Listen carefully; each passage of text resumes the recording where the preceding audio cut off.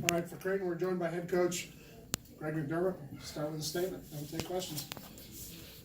Well, it goes without saying it's been a tough couple weeks for us. Like Georgetown in many ways, we're both playing a lot of young players, and with young players you get some inconsistency. And my guess is that Patrick's experienced some of that as we are. Tonight our young guys really stepped up and played well. I thought all three of our freshmen, Zagorowski, Froling, and Bishop, gave us good minutes, and obviously Tyshawn Alexander had not been playing well on the road, and to see that first one go in was huge for him, and he really carried that on the rest of the game. Questions? How good was it to get good traction out of your other bigs outside of Crumple? You gave you some good minutes. Yeah, Georgetown allows us, because of their front line, to play two bigs at once. We haven't done that much this year. A lot of it's been dictated by who we're playing. Our last two games were Villanova and St. John's, who essentially oftentimes have five guards out there. It's hard to play two guys at once. So it was good that, Froling and Bishop really gave us good minutes.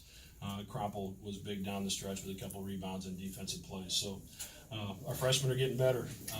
And now, they have to become more consistent, and that hopefully that happens with time. Your bigs didn't slip to the cup like they had previously as much. Is that due to playing two bigs and not one and four? The lane's not as open when there's two of them out there.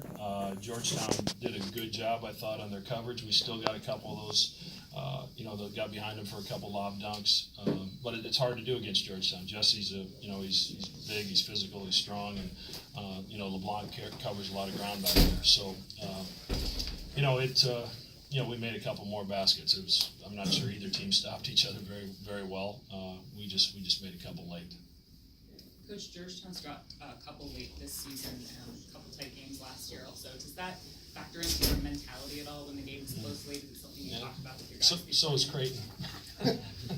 So it happens with young players. It's just the reality. You learn from, you can simulate it all you want in practice, but until you're out there with the lights on and you have to execute in a game situation, I think every time a young player goes through that, he becomes a little bit more prepared for the next time he's going to go through it. And we've been through it a lot, as is Patrick's group, and you get a little bit better every time you do it. But there's outside of a couple programs in the country that have guys that are going right to the draft that are freshmen.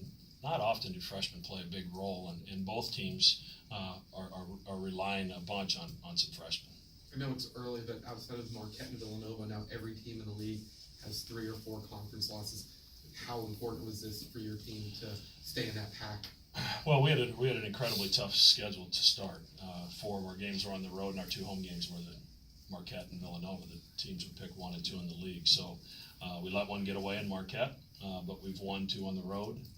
So we've got 3 in a row at home. So it's an opportunity for us, hopefully, to get the ship righted a little bit. But Coach Hughes and I were talking before the game. There's just everybody's good in this league, and it's offensively everybody can score. So it's really hard to put together a defensive plan because really teams across the league are elite offensively, and I think we lead the Power Fives and in leagues like us in offensive efficiency as a league, and I don't think it's even really close. So it's difficult to get stops in our league, and it's a fast pace. Georgetown likes to play quick. We like to play quick. So it's a mess in the middle, and I don't. Marquette and Villanova are off to great starts, but I think they're going to get nicked as well as time goes on. Working with young players and you like to play quick, how do you live with turnovers without necessarily extinguishing the young guys' fire by holding them? Well, we only had 7 tonight, which was critical to the game. We let our guys play offensively, and that's how we recruit them. They understand they're going to have a lot of offensive freedom. To do that, you have to recruit guys that are skilled, that can handle it, pass it, shoot it, and we think we've assembled a group of young guys that's pretty good in those areas. 2 more. 1-3-1. Is that a good change-up for you guys?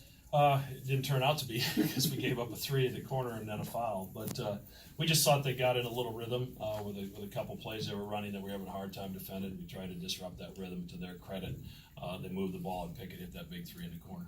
You guys have shot well from three-point range all season tonight, 13 of 29. What do you feel you were able to take advantage of? Well, we space the floor. You know, when we don't have the two bigs out there, you know, essentially we have 5 guys that can shoot it. Crumple's a capable 3-point shooter. Froling hit one tonight. So, you know, I think our spacing is difficult to guard. That allows us to get to the rim some, but you know, we preach spacing and pace all the time, and when you're playing with pace, you know, I think eventually good things are happening. You know, the game's even in a lot of ways.